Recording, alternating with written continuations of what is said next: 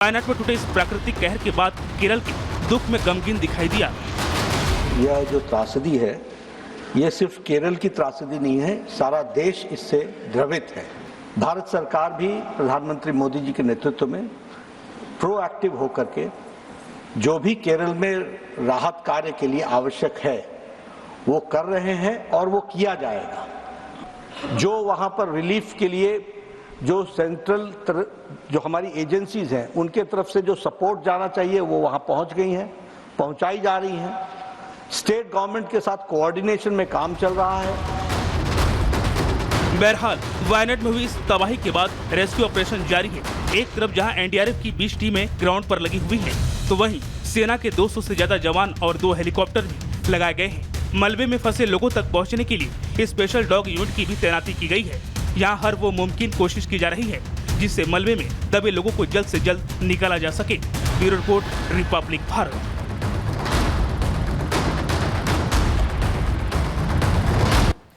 तो कुदरत की कहर ने वायनाड में इस कदर तबाही मचाई है कि हर ओर लोग बेहाल परेशान और हर ओर जो है त्रासदी की तस्वीर निकलकर सामने आ रही है। लेकिन आखिर लैंड ऑफ गॉड में बार बार तबाही क्यों आती है, जरा ये हम ग्राफिक्स के जरिए समझ लेते हैं। देखिए, केरल में 2018, 19, 2020, 22 की अगर बात करें तो यहाँ पर भी जबरदस्त तरीके से तबाही हुई थी। कई लोगों की जान जो इस तबाही में चली गई थी। इसके अलावा अगर हम बात करें देखिए वायनाड की, तो ये डेंजर जोन माना जाता है और यही वजह है कि लगातार यहाँ पर इस तरह के हादसे होते रहते हैं। केरल का 43% हिस्सा जो है डेंजर जोन में आता है। वायनाड, कोट्टायम, इसके अलावा इडुक्की की बात करें तो ये जो है खतरनाक जोन है। इडुक्की की 75% जमीन पहाड़ी ढलान है। वायनाड की 51% जमीन जो है पहाड़ी ढलान बताई जाती है। केरल के दोनों जिले जो है भूस्खलन संभावित क्षेत्र हैं और यही वजह है कि लगातार यहाँ पर खतरा। वायनाड की जमीन लेटरलाइट है और लेटरलाइट मिट्टी का कमजोर होना जो है इस वजह से यहाँ पर देखिए लगातार जो है जो जमीन है वो कटने लगती है और इसके बाद जो है ये हादसे होते हैं।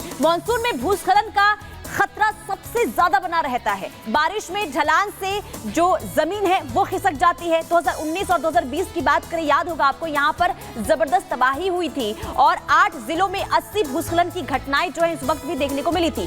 3 दिनों में मारे गए थे 120 लोग। उस समय भी इस तरीके की स्थिति बनी थी जहां पर 100 से ज्यादा लोगों की जान चली गई थी। बारिश का पैटर्न बदलने से भी लगातार जो है यहाँ पर खतरा बना रहता है।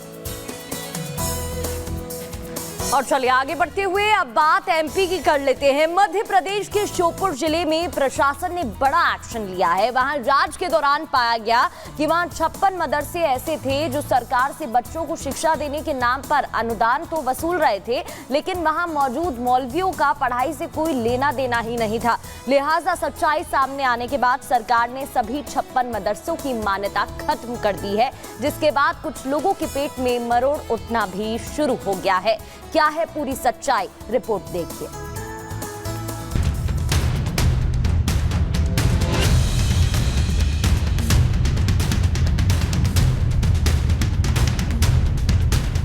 मध्य प्रदेश के श्योपुर जिले में 56 मदरसों की मान्यता रद्द कर दी गई है। दरअसल श्योपुर जिले में 80 मदरसे संचालित हो रहे थे। इनमें से 54 मदरसे ऐसे हैं जिन्हें सरकार से अनुदान मिल रहा था। शिक्षा मंत्री उदय प्रताप सिंह ने इसकी वजह भी बताई। श्योपुर का एक विषय निकल के आया कि यहाँ पर मदरसा बोर्ड है, स्कूल हैं लेकिन संचालित नहीं है। तो हमने उनके जो है विभाग ने उनको जो एड मिलती थी बंद करने का काम किया और एड बंद करने के बाद में भी वो उनका संचालन दोबारा शुरू नहीं हुआ। जब भौतिक सत्यापन के लिए विभाग के लोग गए तो वहाँ स्कूल पाए नहीं गए, बच्चे नहीं थे। तो स्वाभाविक रूप से इन परिस्थितियों में बंद करने के अलावा सरकार के पास कोई दूसरा विकल्प नहीं था।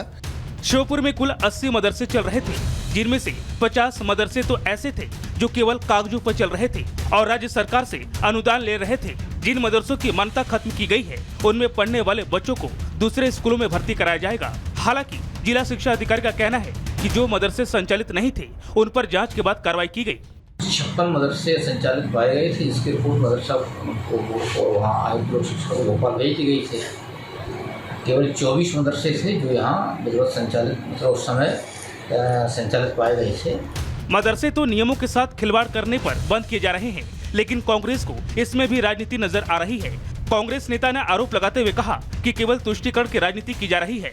भारतीय जनता पार्टी मदरसे के नाम पे हमेशा से राजनीति करती आई है, ये कोई नई बात नहीं है। भाजपा ध्यान मोड़ने के लिए, लोगों का ध्यान मोड़ने के लिए इस तरह के काम करती है। इनका उद्देश्य सिर्फ राजनीतिक है, इसलिए सवाल खड़े होते हैं। अगर कोई मदरसा संचालित नहीं हो रहा है तो मदरसा बोर्ड हमेशा ही उन तमाम मदरसों को बंद करता है। कांग्रेस ने मदरसे बंद किए जाने पर सरकार पर भी जमकर निशाना साधा और बंद पड़े मदरसों को अनुदान देने पर सवाल उठाए कि वर्षों से ये मदरसे चल रहे थे और जब जांच की गई तो ये वर्षों से बंद पड़े हैं। जब वर्षों से बंद पड़े हैं तब ये सो रहे थे क्या? और बंद पड़े मदरसों को इन्होंने अनुदान क्यों दिया? और अगर दिया है तो जिन्होंने अनुदान दिया है उन पर आपराधिक मुकदमा दर्ज होगा क्या? तत्कालीन मंत्री पर आपराधिक मुकदमा दर्ज होगा क्या? और जो अभी मंत्री इस विभाग के मंत्री हैं उन्हें भी इस्तीफा दे देना चाहिए। मध्य प्रदेश में अब सभी मदरसों का वेरिफिकेशन कराया जाएगा और जो राज्य सरकार के नियमों के अनुसार नहीं चल रहे थे उनकी मान्यता खत्म कर दी जाएगी। Bureau report, Republic Bharat. देखिए, मध्य प्रदेश से जो खबर सामने आई है वो हैरान करती है, जहां अनुदान तो लिए जाते थे वर्षों से, लेकिन जो मदरसे थे वो कई सालों से बंद पड़े थे। तो देखिए, मध्य प्रदेश में जांच के रडार में अब कई मदरसे आ चुके हैं। शोएपुर की बात करें तो यहाँ पर 56 मदरसे जो जांच के बाद बंद मिले। मदरसा बोर्ड ने खत्म की सभी मदरसों की मान्यता। 56 में से 54 मदरसों को अनुदान लगातार मिलता था, वर्षों से अनुदान मिलता था। अनुदान के बावजूद नहीं यहाँ पर पढ़ाई हो रही थी और यही अब सवालों के घेरे में। प्रदेश भर के डीईओ को अब जांच के आदेश दे दिए गए हैं। नियम तोड़ने वाले मदरसों की मान्यता अब रद्द की जाएगी। एक्शन में देखिए अब सरकार जो है आ चुकी है। वजह यही है कि पैसे तो लिए जाते थे लेकिन मदरसे जो हैं वो चल ही नहीं रहे थे। अगली खबर क्या है, रुक करते हैं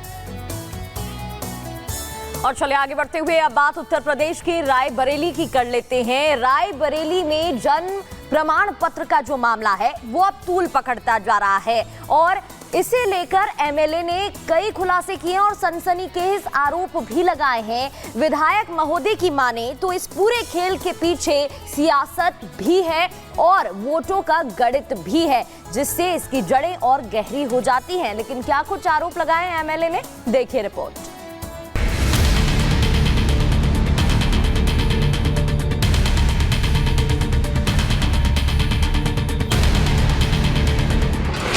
क्या है रोहिंग्या का रायबरेली कनेक्शन? क्या रायबरेली में किसी बड़ी साजिश की तैयारी थी? रायबरेली में क्यों बनवाए गए हजारों फर्जी प्रमाण पत्र? क्या सर्टिफिकेट रैकेट की फंडिंग में आईएसआई का हाथ है? ये वो सवाल हैं जिनका जवाब यूपी की जांच एजेंसी ढूंढ रही है। लेकिन रायबरेली में जन्म प्रमाण पत्र को लेकर जो सनसनीखेज खुलासा हुआ वो न सिर्फ चौंकाने वाला है बल्कि यूपी के साथ साथ देश की सुरक्षा को लेकर भी बड़ा खतरा है। ग्राम विकास अधिकारी विजय प्रताप यादव और 2 सीएचसी संचालक जो कॉमन सर्विस सेंटर चलाते हैं उसमें रियाज खान और उनका लड़का जीशान खान, इन दोनों लोगों ने मिलकर के तीनों लोगों ने मिलकर के ग्राम विकास अधिकारी जो है उसकी आईडी और पासवर्ड लेकर के अपने घर पे सीएससी सेंटर में लगभग 19,000 से 20,000 के आसपास ऐसे प्रमाण पत्र बनाए हैं जो ना तो यहाँ के रहने वाले हैं और ऑलमोस्ट उसमें ज़्यादातर लोग रोहिंग्या या बांग्लादेशी, ऐसा सुनने में आ रहा है कि ऐसे लोग हैं।